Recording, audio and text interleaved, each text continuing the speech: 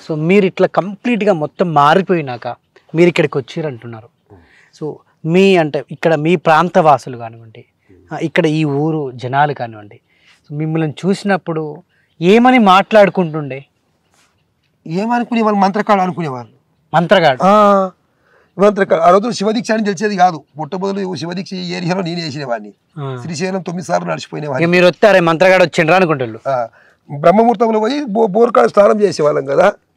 అరే చీకట్లో స్నానం చేస్తున్నారు రా వచ్చినాం. అప్పుడు శివ పూజ అని తెలిసేది కాదు కదా, శివమాలలు లేవు అప్పుడు.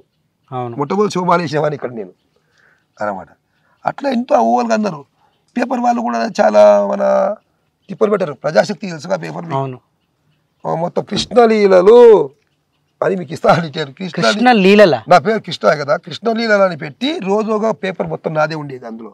ఎందుకట్లా? అరే ప్రజలు మోసం చేస్తున్నాడు, మంత్రాలు నేర్చుకుని వచ్చాడు, బైరాగ్య ఎక్కడ వెళ్ళిపోయాడు, తల్లిదండ్రిని పట్టించుకోనివాడు, ప్రజల్ని ఏం పట్టించుకుంటాడు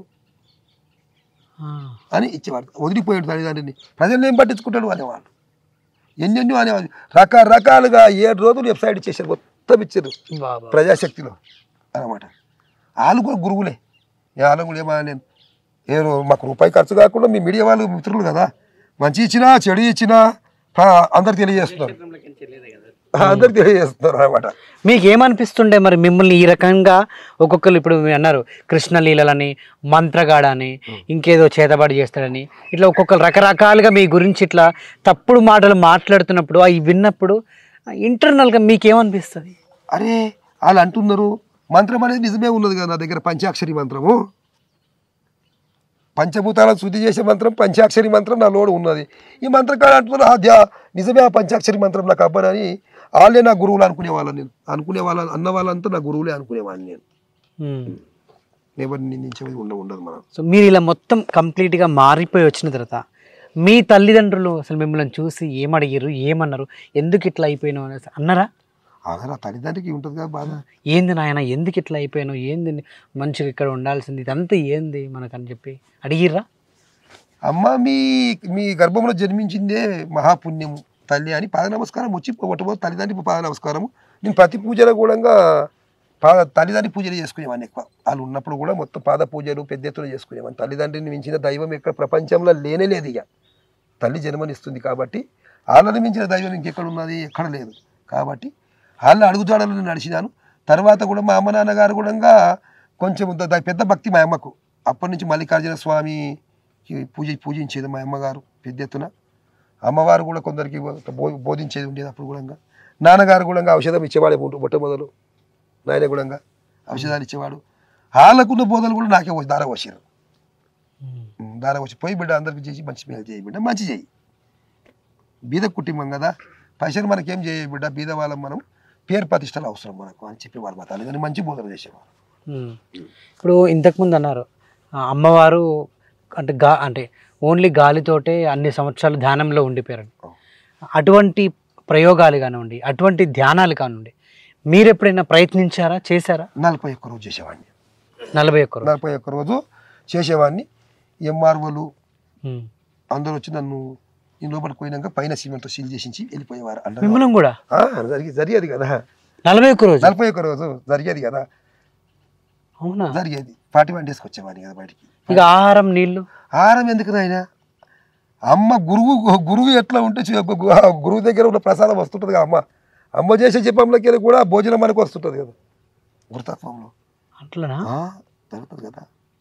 అన్నహారంబులు లేకుండా అరమాసములు ఉండవచ్చు, నీళ్ళ మీద వండుకొని నీష్ట చూడవచ్చు, మనసు నిలిపతరంబు కాదు అయ్యా అన్నాడంట. మనసు ఒక్కటి నిలిపదికి తరం లేదు దీనికి, లేకుంటేనా నీళ్ళ మీద పరుపు లేకుండా వండుకోవచ్చు అని చెప్పింది మా అమ్మగారు. అన్నహారములు లేకుండా అరమాసం ఆనందంగా ఉండొచ్చు అంట. చాలా చెప్పేది అమ్మమ్మ.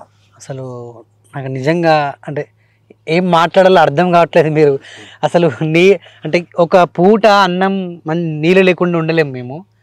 అటువంటిది మీరు 41 రోజులు అందులో లోపల ఉండడం ధ్యానంలో, ఏం అంటే గాలి పీల్చుకొని అంటే అంతా ఆ సాధ్యం. అది శివరీత్య. ఎంత శివుడే కడుపు నిండి ఉండగా ఆకలి ఎందుకు అవుతుంది? మీరు ఎంత దైవ శివుడు అంటే ఎవరు? గాలి. ఆ శివుడే పోయి లోపల నిండి ఉండగా ఆకలి ఎందుకు అవుతుంది కదా? ఉండదు కదా. శివుడు అంటే గాలి, శక్తి అంటే అన్నపూర్ణేశ్వరి, అన్నం తింటాం కదా, అన్నమే శక్తి. శివశక్తులతో కూడుకున్న శరీరం ఇది. శక్తి ఉండాలి మనిషి, మనుషులకంతా శక్తి ఉండాలి, శివుడు ఉండాలి కదా. శక్తి లేకపోతే, భోజనం చేయకపోతే శక్తి లేదు, పండింతానే ఉండిపోతారు మానవుడు. శివుడు లేకపోతే తీసేయండి అది అంటారు అన్నమాట. ఆ శివుడే స్థిరంగా ఉండంగా, మనసు నిశ్చలత్వంగా ఉండంగా అన్నీ సాధించవచ్చు ఆయన మనము. అంటే మీరు ఎంత కఠోర అంటే దీక్ష కానీ, ఎంత కఠోర ధ్యానం కానీ ఎంత చేసి ఉంటే మీరు అంత ఉండగలరు ఎన్ని సంవత్సరాల నుంచి? కఠోరం ఏముంటుంది చెప్పండి మీరు? నిజమైన వైరాగ్యం రావాలి మొట్టమొదలు. మనము సంసారంలో వైరాగ్యం అయిపోతుంది ఈ రోజుల్లో. వైరాగ్యం వస్తే చెట్టు మీద ఎక్కిన మనిషి కాలు జారితే నేల మీద ఎంతసేపు పట్టబడతాడు? సెకండ్. గంతసేపు అలా జ్ఞానం అయిపోతుంది మనిషికి. ఏళ్ళు చేసుకొని పోతే కాదు అది భక్తి అంటే. వైరాగి, పూర్తి వైరాగికి చెట్టు మీద ఎక్కిన మనిషి కాలు జారితే నేల మీద ఎంత సమయంలో పడతాడో అంత సమయంలో జ్ఞానం అబ్బును ఖచ్చితంగా. ఓకే. ఆశలో పడ్డం కనుక అది అవ్వలేకపోతుంది.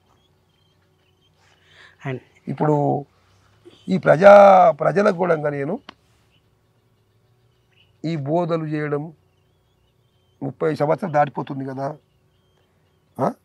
మనిషిలో వాయువు పెంచుకోవాలి కదా. నేనే మౌనమే గొప్పదని చెప్తుంటా ఎక్కువ అందరికీ. నేనే మాట్లాడుతుంటా ఎక్కువ కదా. దాయంతో ఎవరైనా మాట్లాడతారా? చూశారు మీరు? నేను లేదు. ఉదయం 7 గంటల నుంచి రాత్రి 8 గంటల వరకు మాట్లాడుకుంటూనే కూర్చునేతానే ఉంటా కదా. ఒక మానవుడు కనీసం మలమూత్రాల కానీ వెళ్తాడు కదా. ఇప్పుడు 21 రోజు నన్ను ఇక్కడనే కూర్చుని పెట్టాను, ఇద్దరం కూర్చున్నాం మనం అంతే లేకుండా. అసలు ఎట్లా? అదే నాకు అర్థం కావట్లే. అరే అన్నీ మనలో ఉన్నాయి, అన్నీ మనలో పట్టిన ఉన్నాయి. బయట ఎక్కడ లెక్కితే దొరకాయి. భగవంతుడు బయట లెక్కితే దొరుకుతాడు. ఆత్మే పరమాత్మ. మనలో ఆత్మశుద్ధి అయినప్పుడు అంత ఆనందమే.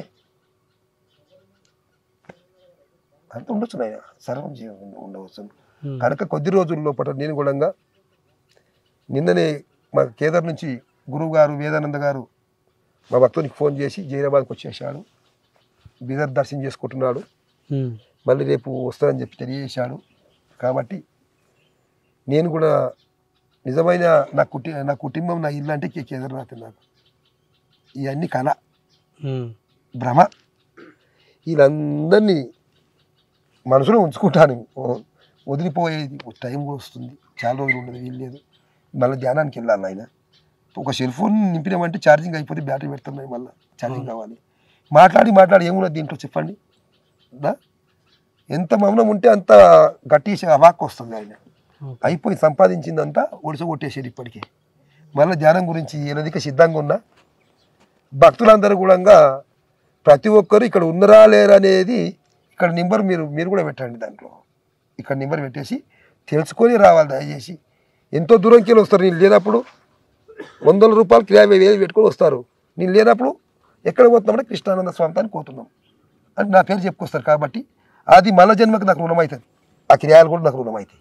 అలా కిరాయాలు నేను లేకపోతే ఇక్కడ. కాబట్టి ప్రతి ఒక్కరికి నేను తెలియజేయడం ఏమనగా, కొద్ది రోజుల్లో నేను ఖచ్చితంగా కేదార్నాథ్ వెళ్ళిపోతున్నాను. కాబట్టి ప్రతి ఒక్కరు తెలుసుకొనే ఇక్కడికి రావాలి.